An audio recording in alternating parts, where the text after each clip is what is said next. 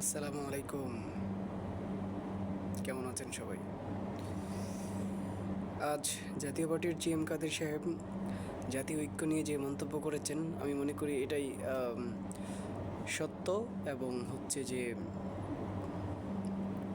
বাস্তবতা। উনি বলেছেন এদেশে জাতীয় পার্টি ও আওয়ামী লীগ এদেশের অর্ধেক 50% মানুষের প্রতিনিধিত্ব করে, তো তাদেরকে বাদ দিয়ে কিভাবে জাতীয় ঐক্য হয়, এটাই সঠিক। তো আওয়ামী লীগ জাতীয় পার্টিকে বাদ দিয়ে খালি আওয়ামী লীগ আর জাতীয় পার্টি না, টোটাল 48টার মতো রাজনৈতিক দল নিবন্ধিত, আমি যদি ভুল না করি।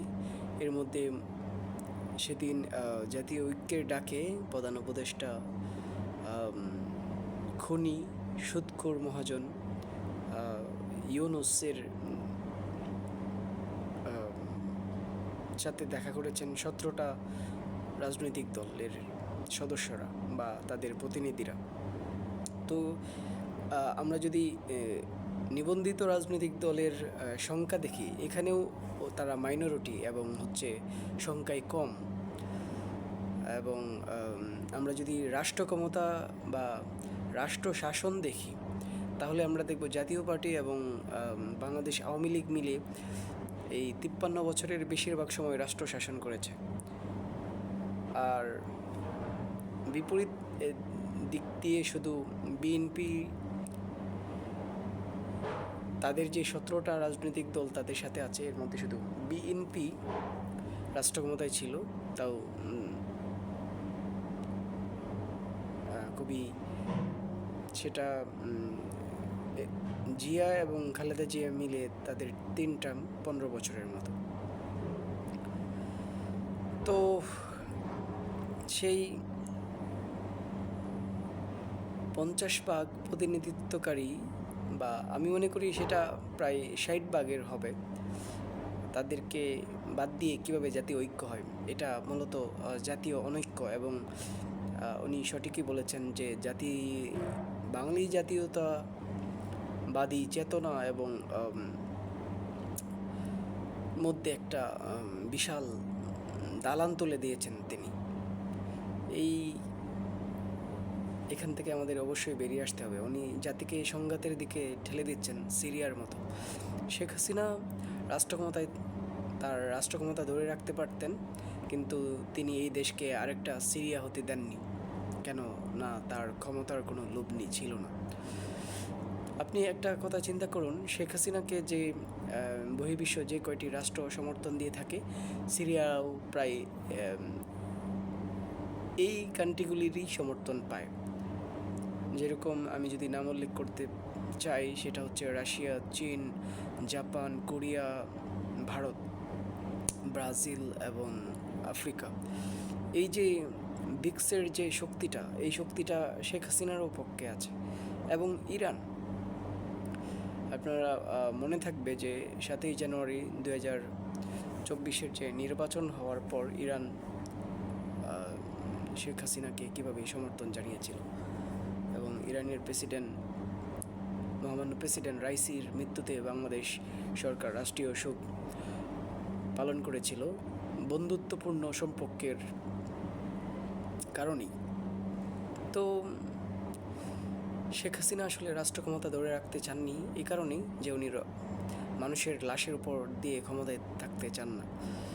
আপনি আরেকটা জিনিস খেয়াল করলে দেখবেন যে 5ই আগস্টের যে নিহতের সংখ্যা, আগ পর্যন্ত 5ই আগস্ট 12টার, আমি যদি এই অন্তর্বর্তীকালীন সরকারের প্রেস উপদেষ্টার বক্তব্যকে ধরে নিই, উনি রিপোর্ট করেছেন, উনি বলতেছেন গত কয়েকদিন আগে দেখলাম যে 12টার দিকে যে শেখ হাসিনা চলে গেছেন। তো সেদিন তো আর ওই সময়টাতে কোনো গুলি চলেনি ঢাকায়, আমরা ঢাকায় ছিলাম, আমরা দেখেছি পরিস্থিতি। মানুষকে আটকানোর চেষ্টা করা হয়েছে, লাঠিচার্জ হয়েছে, কিন্তু গুলি চলেনি। 5 তারিখ পর্যন্ত নিহতের সংখ্যা ছিল 300 সামথিং, আর সেটা তারা এখন দাবি করছে যে প্রায় 1500, সরকারিভাবে তালিকা প্রকাশ হয়েছে 737, কিন্তু তারা এটা তাদের সরকারের দেয়া তালিকা তারা মানছে না এবং তারা বাড়িয়ে বলছে মানুষের সিম্পেথি পাওয়ার জন্য, মানুষের ইমোশন পাওয়ার জন্য। নিহতদের লাশের নিয়ে যে রাজনীতি, এটা আমি ঘৃণা করি এবং এদেশের মানুষ এটাকে অবশ্যই এর জবাব দিবে একদিন। আরেকটা বিষয় খেয়াল করবেন যে শেখ হাসিনা ব্রিটিশ পার্লামেন্টের কিছুদিন আগে এই একটা রিপোর্ট প্রকাশ হয়েছে, অল পার্লামেন্ট মেম্বারদের যে গ্রুপ, এই গ্রুপ একটা রিপোর্ট দিয়েছে যে 5 তারিখ পর্যন্ত যে নিহতের সংখ্যা ছিল এবং 5 তারিখের পরের নিহতের সংখ্যাকে, আগের সংখ্যাকে ছাড়িয়ে গেছে 5 তারিখের পরের নিহতের সংখ্যা।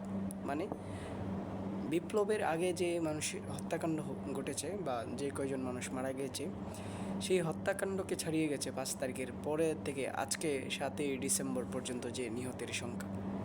তো এখন কোনটা কে আপনি গণহত্যা বলতে চান? যদিও গণহত্যার যে গাইডলাইন, এর কোনোটাই 5ই আগস্টের আগে ঘটেনি। তো এটাই বক্তব্য।